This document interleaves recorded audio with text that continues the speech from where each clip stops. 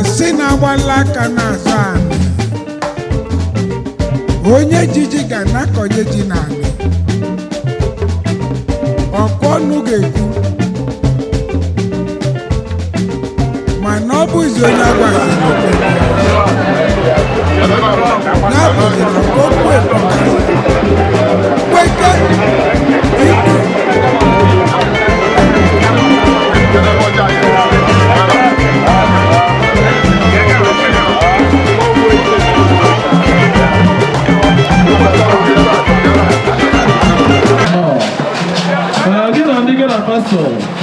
I'm budget.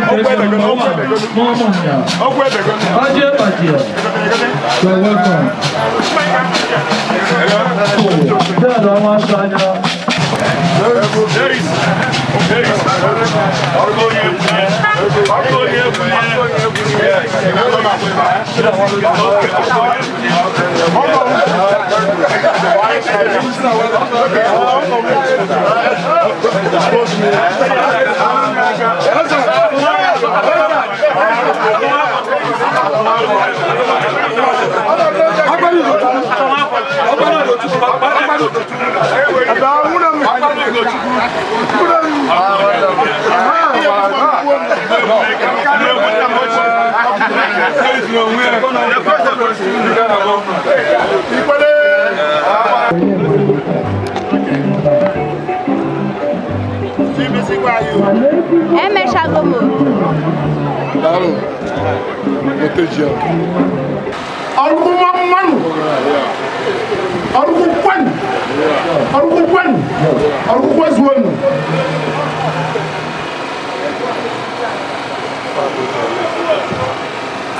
Ndi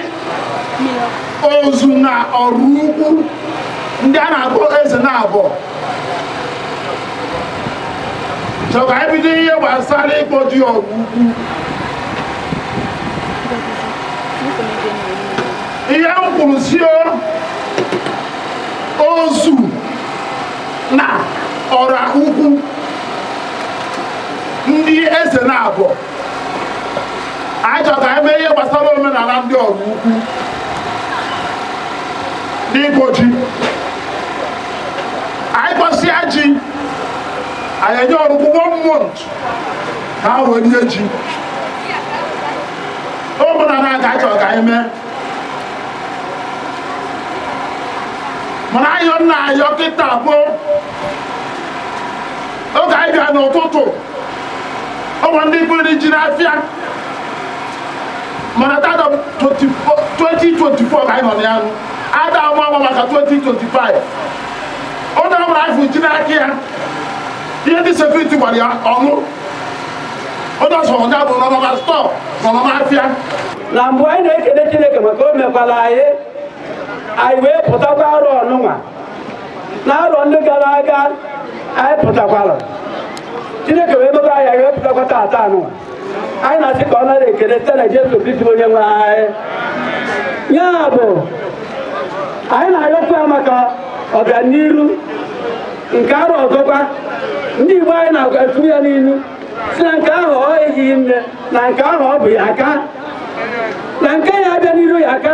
site na Jesu Kristi onye nwe anyị nke ihe ọjọọ anya mee ihe ọma ka anyị na-achọ o nwere oge a na-ekwu okwu ebe a nụrụ ya ọ sị na-akpọrọ ji n'ahịa anyị kpọta ndụ kpọta udo kpọta aganihu site na Jesu Kristi onye nwe anyị. Onye gere gị katkist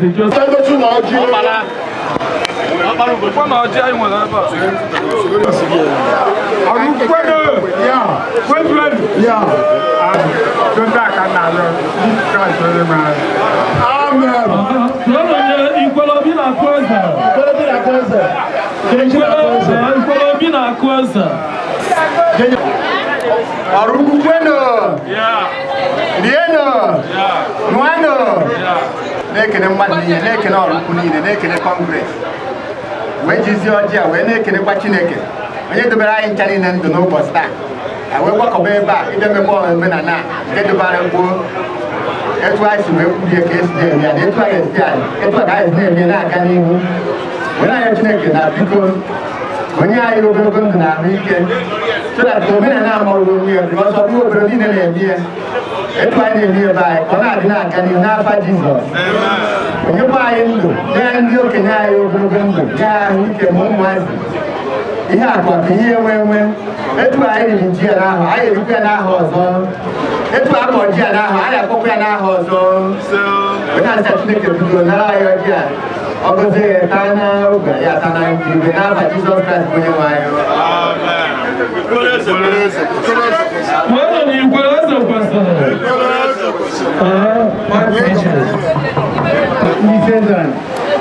Unu mana ibere abụọ obere nwa ihe njiwa bịa bụ na afụzi onye nọ nso wee na-asị ya ngwa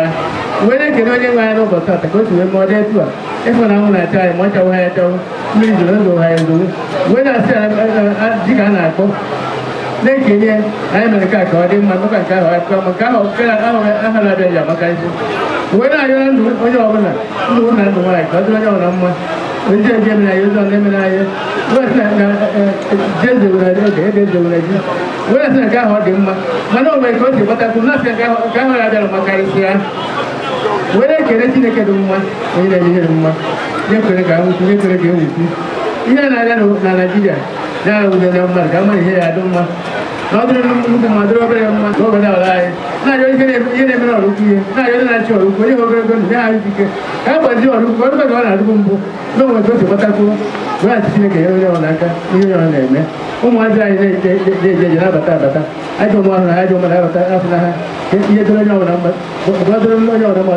ọ banye ukwu na ibe banyere ndị ọgọ banyere ihe niile na-adịdo ndụ wee achị onye nwe anyị bịa wala anyị ọjọọ ka anyị taa atata ndụ tago usoro ebere na-afekwa anyị nwere anyị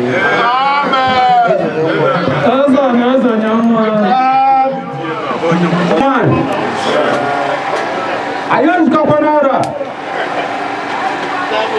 mgbe n'anya obi wee bụrụ nsọ owe mmanya na ọ bụrụ ibe anyị fụrụ n'arọ gara aga ka a na-afụ taa owe bụ na acha juru apụkwuru m oche ọ bụrụ ife inye Chineke ekene anyị ga-adịkwanụ ka echi na echi ara agwụ nke anyị na-eme na kịta nke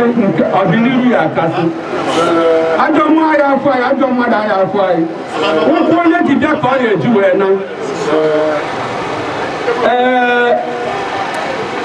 ya bụ Chineke kpọtara ụbọchị taa mgbe nekata anya Oraukwu wee dịkwa ka ọ na-adị ya etu o si chịkọta anyị nke dị n'iru ya aka ka ama ma o nwere ofu okeshọn Oraukwu ya eji na-achịkọta ụmụaka ka a na-amụta ibe na-asị na alụ nọkọta ya na ebe ụmụazị ma ibe bụ alụ etu ọ bụ na anyị abịakọta ndị amara ibe bụ ịkpọ ji anyị amara ibe bụ ịkpọ ji ya bụ Chineke ogologo ndụ na-arụ ike ụkwụ onye ji bịa ebe a ka ọ ya eji wee na ajọ mmụọ anyị afịa ajọ mmadụ anyị afịa ya bụ Chineke dekwa n'ala anyị ọjọọ gọzie ka anyị taa anya ka ọ zụọ arụ na mkpụrụ obi n'izu Kraịst onye nwe anyị.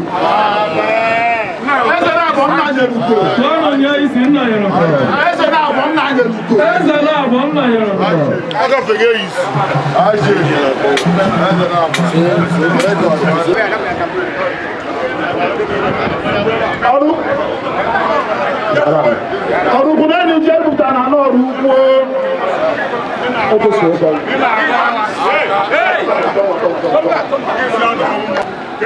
onye bụ chi nkịta n'aka ọchị dọkịta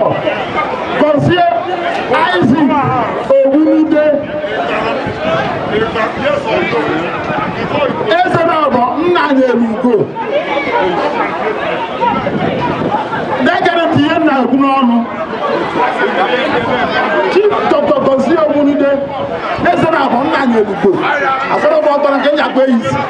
Ezenabo nna Oraukwu onye bụ isi Ozu and Oraukwu ọzọ anyị ọga onye ọ na-afụ onwezi okwu okwuzie ndị ebu atajifa Oraukwu ekele m unu nekwanụ ji ebutere anyị Oraukwu ego ma akpagharị ego ma akpagharị Chineke ọ bụ akpagharị Jacobta na Oraukwu 2024 Ahia Eke Olisa nna nyeriko Oraukwu anyị agbakwala unu ji n'afịa ahụ anyị gọzụgbọdụ anyị Oraukwu na-eme mmu onye bụ ji ọfụ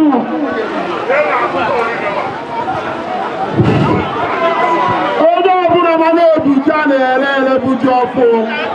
ya bụ ata ji ndị ọbụla nwere abata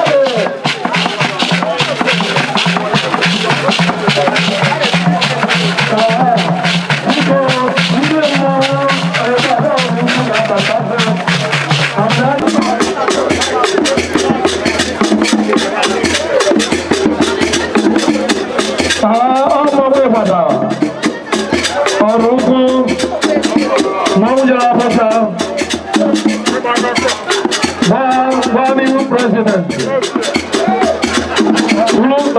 President Obasanjo through Gobata.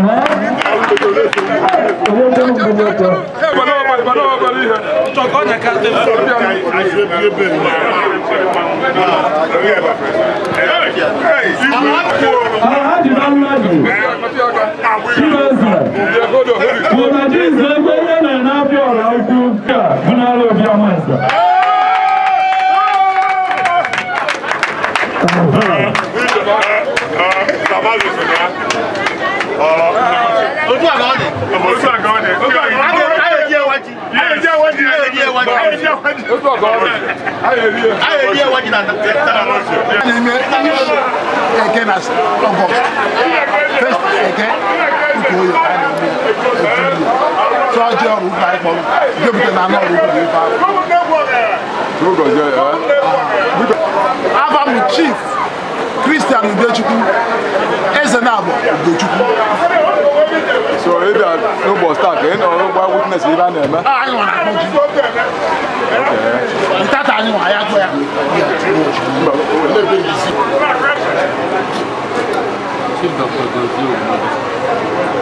If I hear them, I know boss start.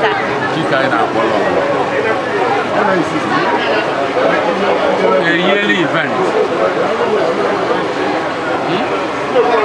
A yearly event. Every year. China watch here. More bonus and there's enough. I was here after a month.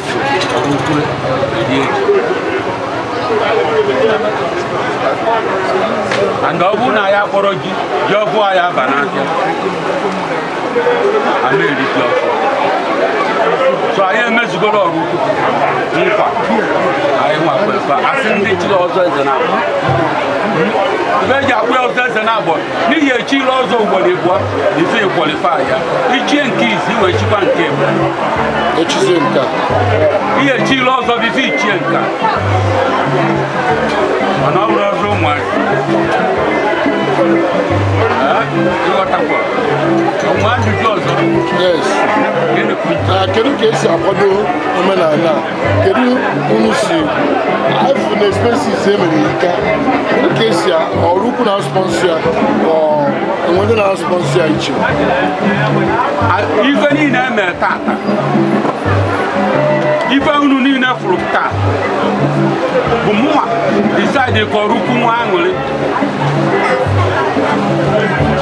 ife anyị mere bụ mụnwa especially ndị mgbada na ndị uhie so nwere onye na-sponsọ mana anyị ga-etinye ọnụ ife a bụ ife a na-emere Oraukwu ndị kọngres ma ndị igwe ga-etinye ọnụ na ọ bụrụ ife okwu onye ya na-ekwu maọbụ ife ndị otu ga na-ekwu ọ dabara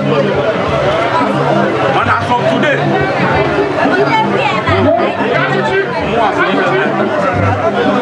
so ekwesịrị ka Oraukwu na-eme bọjetị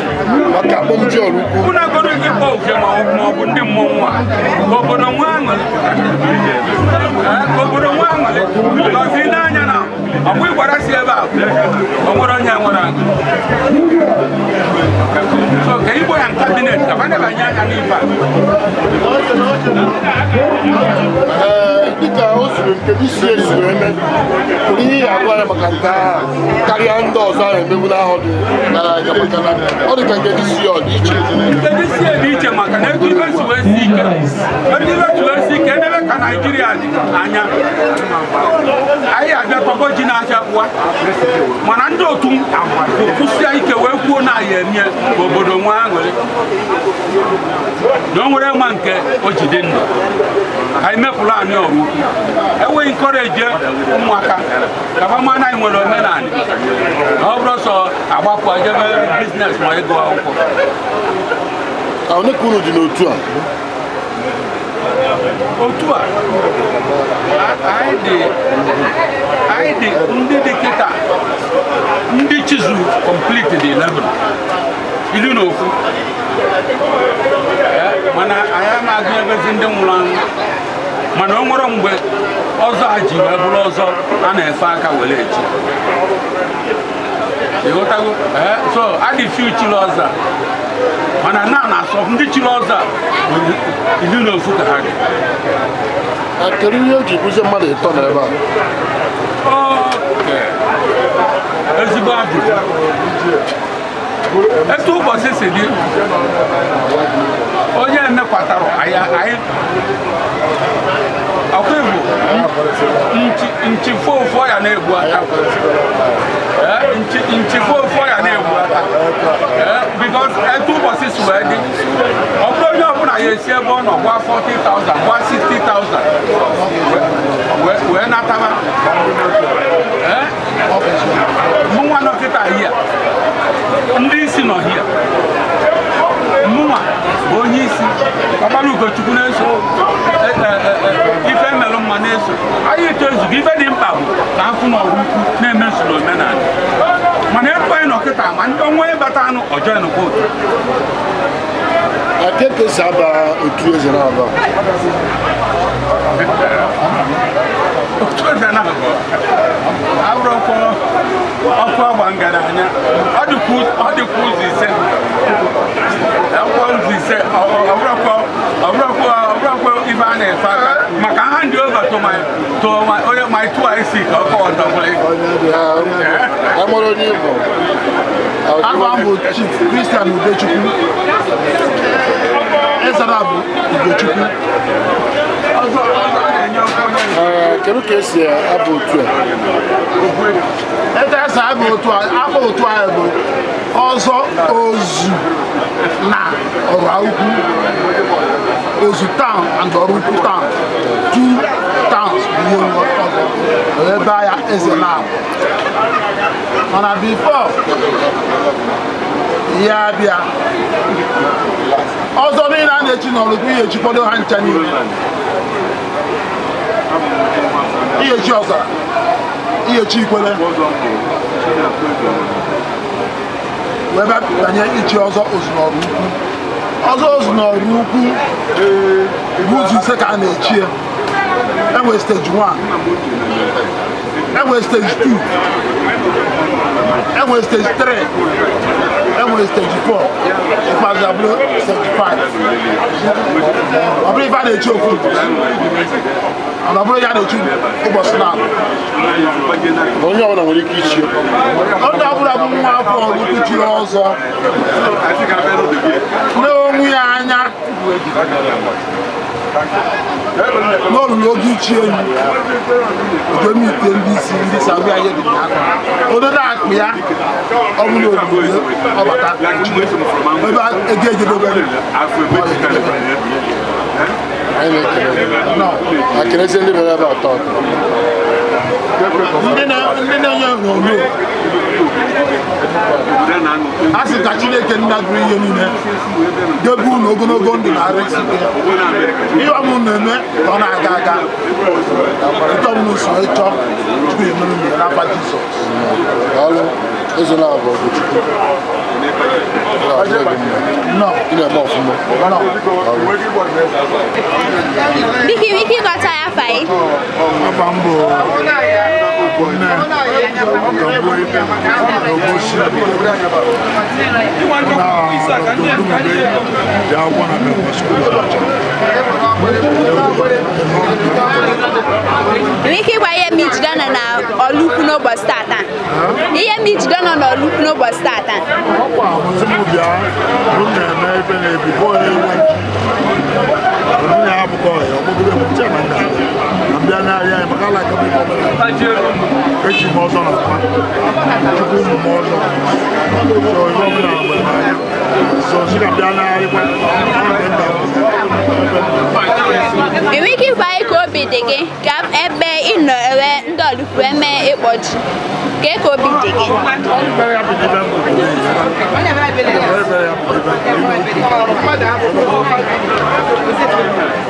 Kee okwu mgbamume ị na-agwa isi okwu ndị be enyi gị nwoke okwu mgbamume ị na-agwa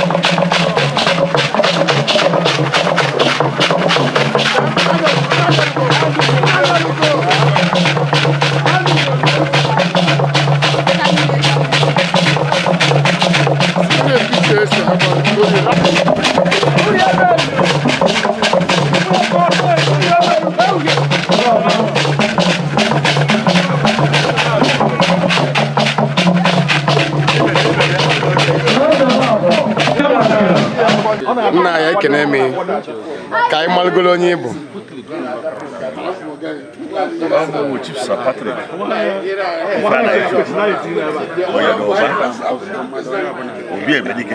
Okay, Obi Ebedike mmanwụ na-abụ. Kedu ihe ịbịa tata ka ị witness ya? Maka ịgboji. Esi na agboji. Okay. And anyị ghọta na omenafọ nke this year nwere ihe dị iche na karịa nke a na-emebu last year. Nke this year kacha mma karịa etu o si eme before. n'ihi na atụkwara nyalụ ana ekene si ya kenka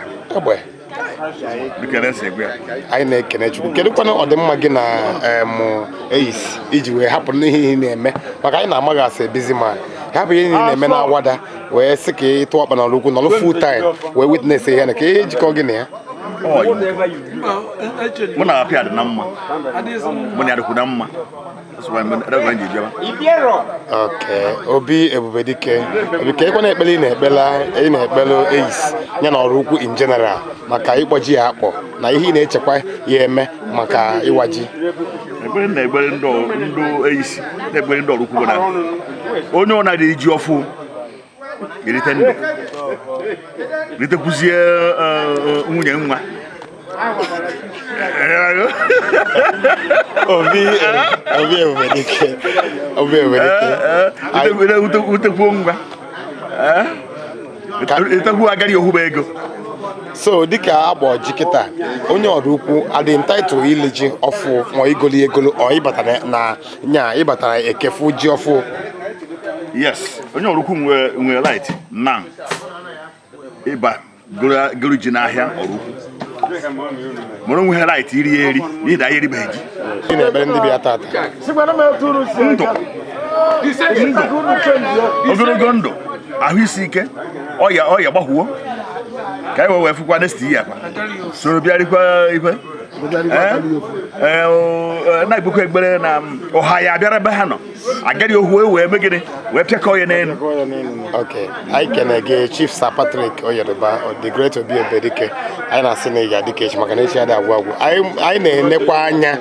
na next month anyị eleji anyị na-ene anya na anyị afụkwa ihe ọma n'ebe ị nọ anyị na-ekene gị daalụ ka Chineke gọziela anyị nkwa na Jesu Kristi bụ onye nwe anyị. Afọ m bụ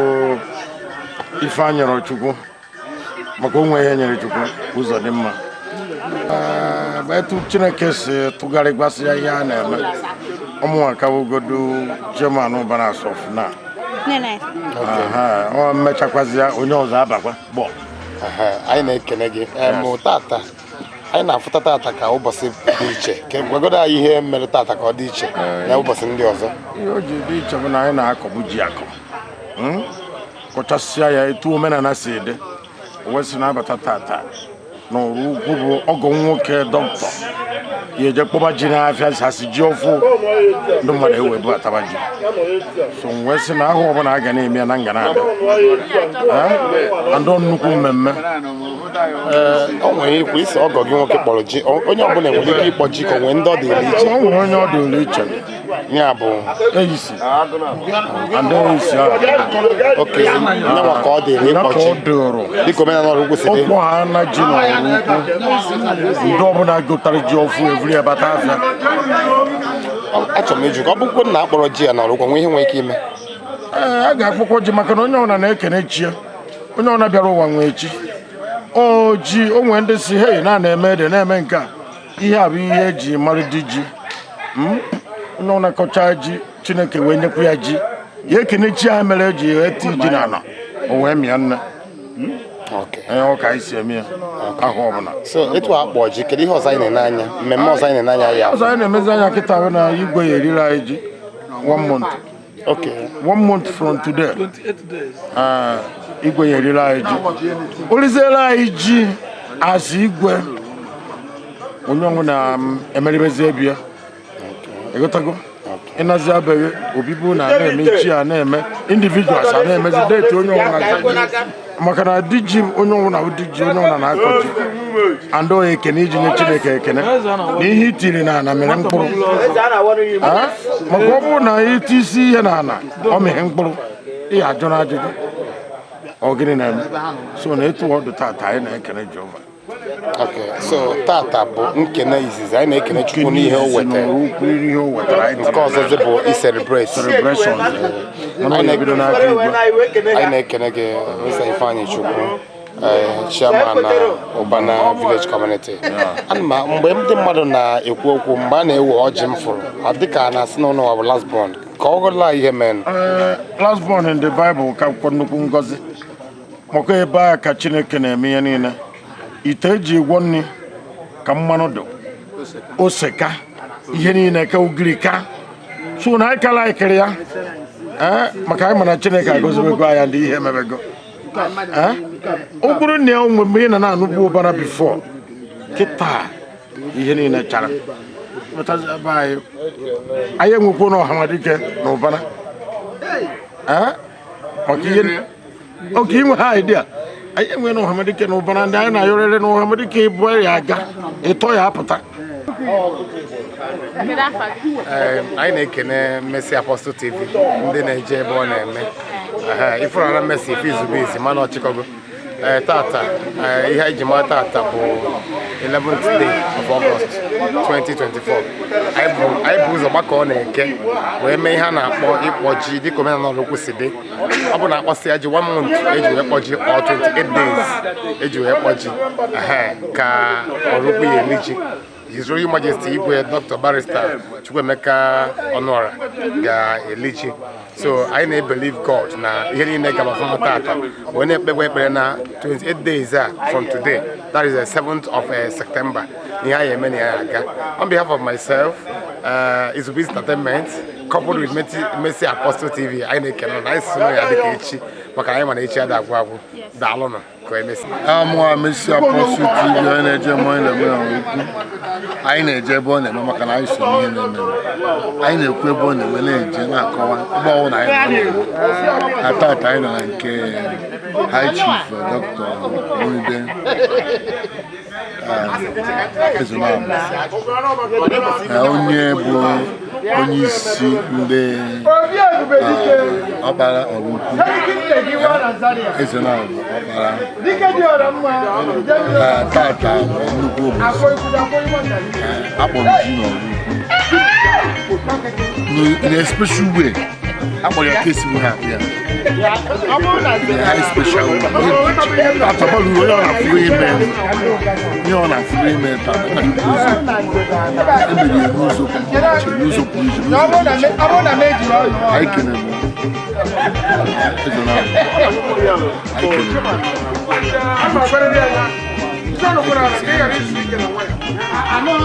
kene ndị Oraukwu niile President General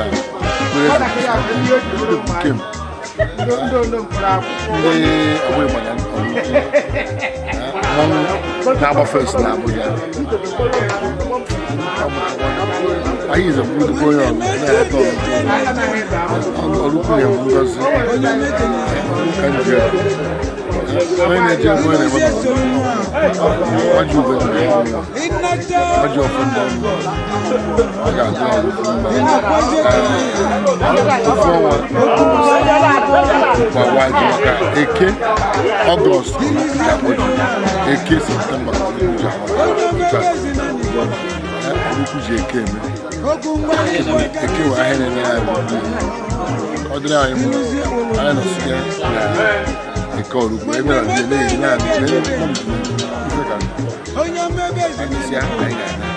aka mgbe Mercy Apostle TV mmemme ọwụ na ị bịara ọnwụ Mercy Apostle anama maka mmemme ahụ enweghị isi. Ọ bụrụ na ị chọrọ ime mmemme ka mmemme gị daa ụda chọọ Mercy Apostle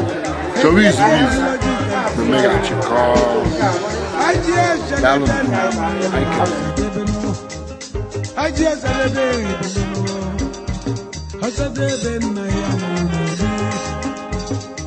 obi amụzie n'osiri nwa ọsadebe mmụọ nwanne m ebe n'ebe